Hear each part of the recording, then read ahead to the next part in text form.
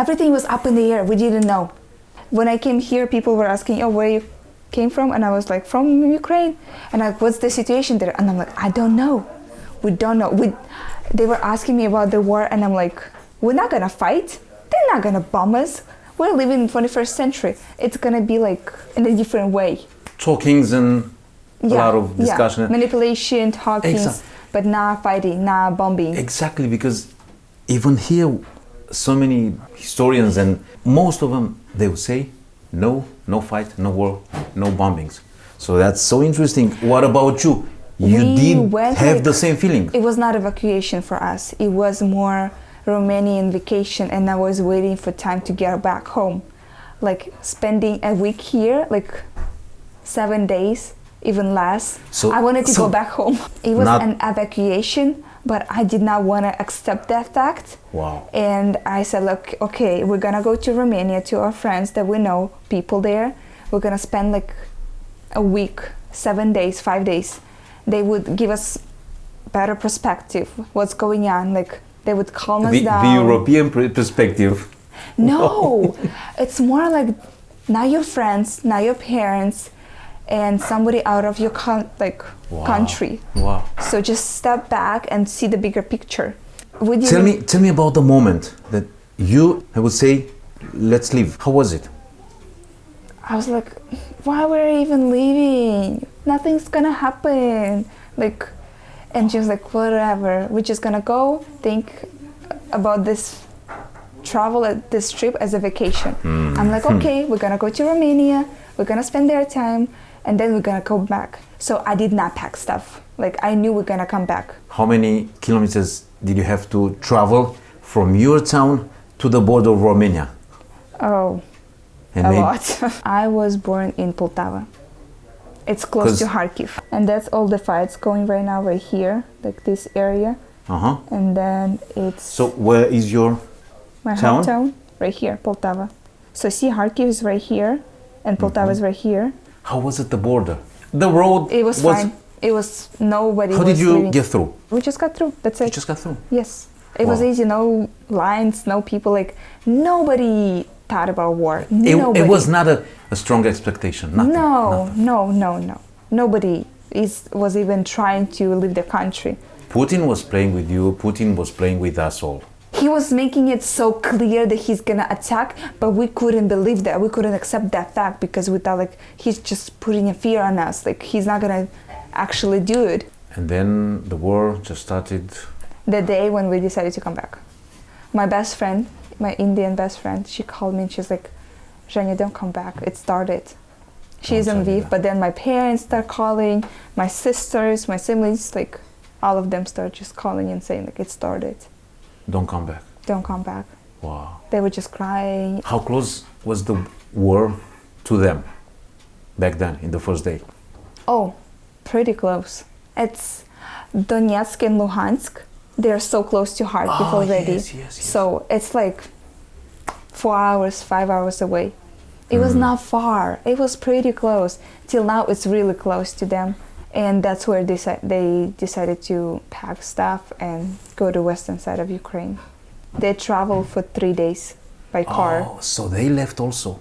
Yes. But they're still in Ukraine? They're still in Ukraine. How many Ukrainian people do you think they would or they could leave the country right now? Because, I mean, not the whole country. About like 5 million people from 44. Are there a lot that they're going to Poland? A lot, most of them to Poland, because relatives are there, language is similar, culture is similar. The people from Lviv, they would go to Poland because we're so close. And do Poland receive them well? Yes. Now? Yes. Wow. Poland is like open their arms and just grabbing people and helping and like sending them to different cities and giving them time. So is Poland, Romania, and Moldova, but still they need to wait. There are lines. People just want to be safe. As far as I see, you are in family, you are in good hands, good protection. Yeah, but it's a chaos. You tell me that my every day is like a porridge right now. Like wow. I don't know. It's like processing everything. I'm scared to think about my future. Like, because I know when we came here, I was crying, I was depressed. I wanted to go back home to Lviv because I missed home. I did not want to leave, and I did not prepare myself to leave.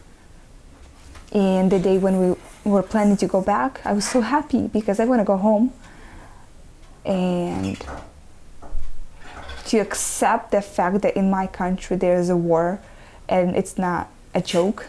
They're actually killing people and bombing my city and where I've been, city that I know.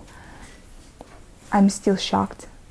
I don't know where I will be in the future, like in the future month or 2 or 3. That's interesting that now we have a close future and long distance future. We don't know. We don't know. And that's why it's hard to plan my future.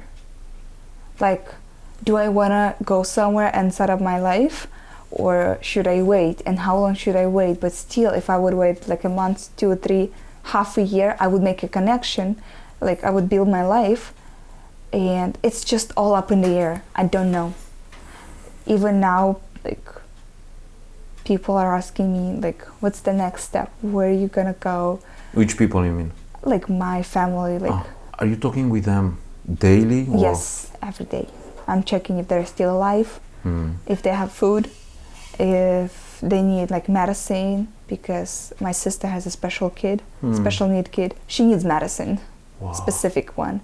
So she's ordering from Poland, but she needs to like accept it, like to receive it somehow. Yeah, to have it. She's not gonna leave right now because of her husband. And she's like, if I will leave with 2 little kids and one of them is special need, what am I gonna do? I cannot work because I'm with the kids. I cannot go anywhere. Like, what am I doing? Okay, you get in a shelter, but what's next? What's gonna be tomorrow? They are saying if you will sign up the refugee documents, they will provide you and help you to find work so you can. What do you mean they say? Who they? Like the organizations. I know churches in Poland, they are actually helping people to find home and work because that's the main thing in for Poland them. Or in Ukraine? Poland. In Poland. In Ukraine, like. What can you do now? I don't know. So many people doesn't have job at all, and it's all because of the war or before that? Because of the war. Hey, so many things if you're gonna go to work, they're gonna kill you. You just don't know what's gonna happen to you. So you just sitting in the bomb shelter and hoping for the best.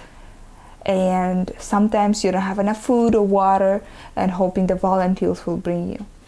When you say bomb shelters, it's something like you used to be under the ground or just something above? Anything that people can find. Metro stations, basements.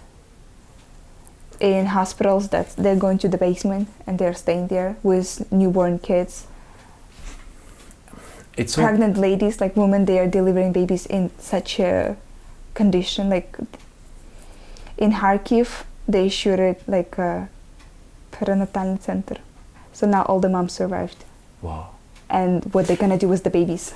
They need to take care of them because it's a need. Orphans. Yeah. Right now. People would accept them. They will take care of them. Putin or all the other people, they would say, we are not aiming the people. We are not after them. I'm asking you My biggest question is, all the captured one that we see on the internet, they are saying, oh, we were just practicing, we were studying, and they send us... What? Practicing what? Like they were in Belarus or in Russia, and they were saying like it was just like exercising. As Putin said before, he decided to invade Ukraine fully, because before it was just DNR and LN and Crimea. He invaded there, all like just the parts of Ukraine. But now he decided to invade whole Ukraine. I'm like, okay, you're saying that you didn't know where you're going. Because some people, like some of them, military guys, they were saying, oh, they are saying that there's Nazis there and we need to fight with them. Nazis and banderivci, like the whole country, all of the people are banderivci and Nazis. What is banderivci? It's a Ukrainian, pro-Ukrainian fighter. He's Yeah. like, oh, they're against Russians. We need to protect Russians. Okay. And I'm like, we were never against them. There's half of Ukraine that Russian speaking. How can we be?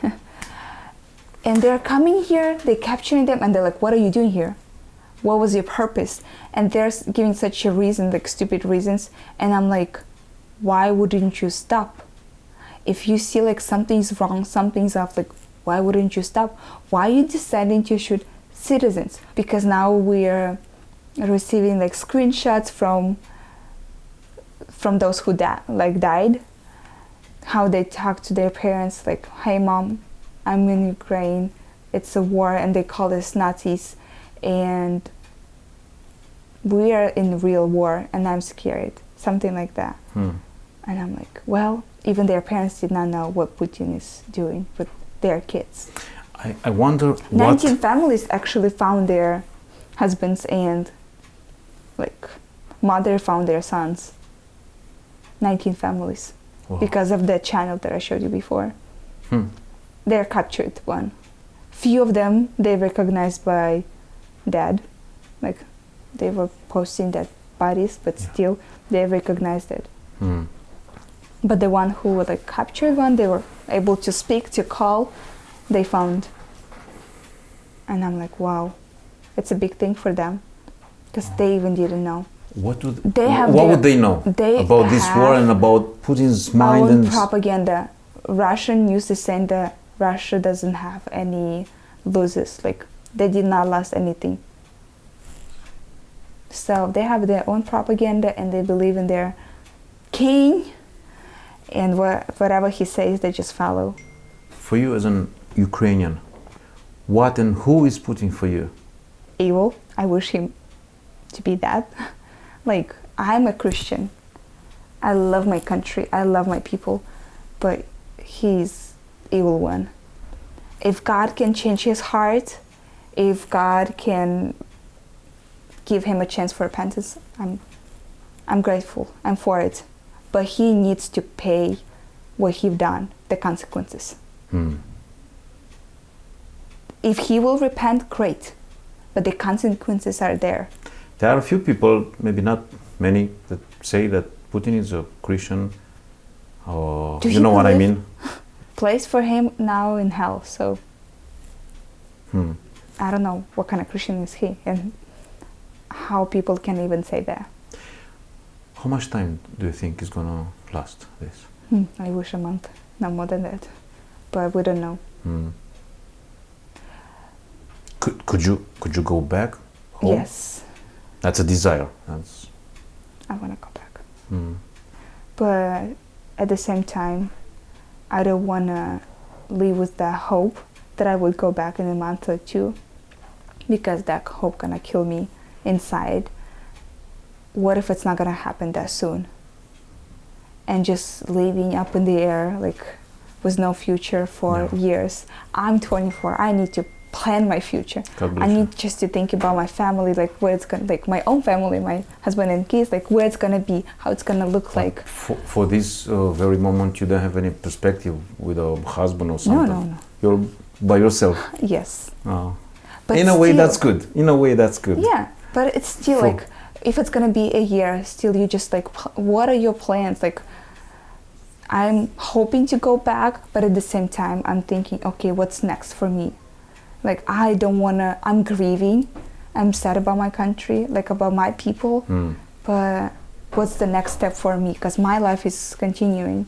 Like, I need to think, okay, now I'm processing, I'm giving myself time, I can help my country in a way that I can, like sending money.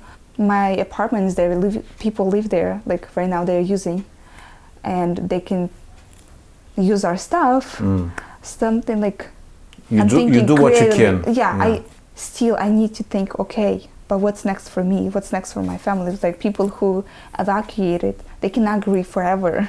Now, when we record this, it's the 5th day, is it? Yeah. How can you see more bombings and stuff like that? First time when I saw like that people, how they're bombing, like my city, places that I know, I'm feeling so sad and angry. I'm like, how could you do that? Like, it's not your place. For them, it's just buildings. For me, that's place like what I'm connected to. And I feel so angry inside. But when I first saw dead people like from Russian, and I'm like, that's what you pay for. That's what, like, I was feeling so angry and like satisfied by that. But then I catch myself on that feeling, hey, I'm a Christian and I'm getting so cold. And it's hard. What is going on with my heart then? They are someone's husband, someone's kid. And I'm thinking, okay, I need to step back. Yes, I'm sad that they are invading my country, killing my own people, but I cannot be so happy that they are dead. I wish they would realize what they are doing, that I would wake them up and they would step back. They would like... In reverse or something. Yeah, they were like, okay, we're doing something wrong. Can we help you? If they would do it, it would be better. When I saw those people, like, they're young one, like 18, 20, 21. They're so little, like little babies. They were pushed. This God. is the tough question. How can a good God that we know permit to happen things like that? Because, you know, when wars and rumors of war all around the globe... It's not God is letting it happen. That's why we're calling out to God. That's why we're praying for Him, like, to stop it, to protect. And there are so many soldiers. They are sharing their testimonies, how they're still like alive. Like, God is like just fully protecting them, and they became Christian. The Ukrainian soldiers. Yes, there are so many stories like that already. They used to be atheists or just something. Nominal Christians, but they're like, now we see God is real. Wow. Like, the fact how they saw God, like in a miracle way, how He saved their lives. They're just like, there's no other way, only God. And they're like, thank you for your prayers. We see how it works for us. Wow. Because Ukrainian churches, they pray over and over and over, like every night, every day, every minute, like they're taking turns who's praying. And it's not one city, like cities. Every single city is praying for each other, God's protection, and I see how God is like keeping us strong. Do Ukraine have hope? Yes, right we now? do. We do. That's why we make a lot of jokes. Really? Yeah, we do have so many jokes about the war right now. Really? Yeah. Wow. How Roma people stole the tank. Yeah, that happened.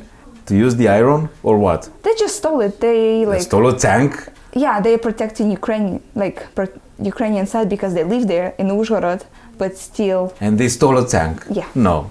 Yeah. But what about the soldiers? They were inside or something? No, they went to find the gas or something. I don't know. Like, they were just out. But it happened? Yeah, it happened. It's so real story. It's kind of a joke, but it's real.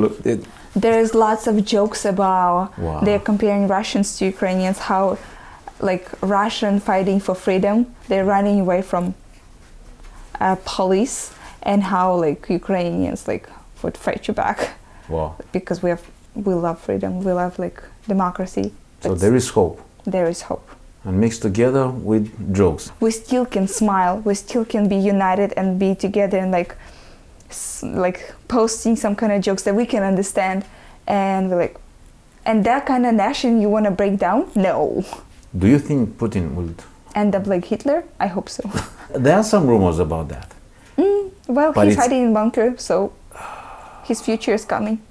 What do you say? Is he hiding in bunker right now? Putin? You don't know what to expect of this guy. Wow. His history is like so similar with Hitler, so I hope his ending would be the same. Do you think Putin is gonna submit Ukraine? No. 80,000 men came back from other countries, from their vacations or whatever they were staying. Wow. 80,000 wanted to fight for Ukraine and for their freedom. Voluntarily? Yeah. They were in other countries, so they were not pushed to go back to Ukraine. That's the first time when I hear that. I didn't. Yeah, they count 80,000. Wow. They're so heroic. Like they know they can die, but they're like, no, we're not gonna give up. I don't care. Like but some of the news saying that they might be alive, so we are having hope for them. They're not gonna treat them well. We know that.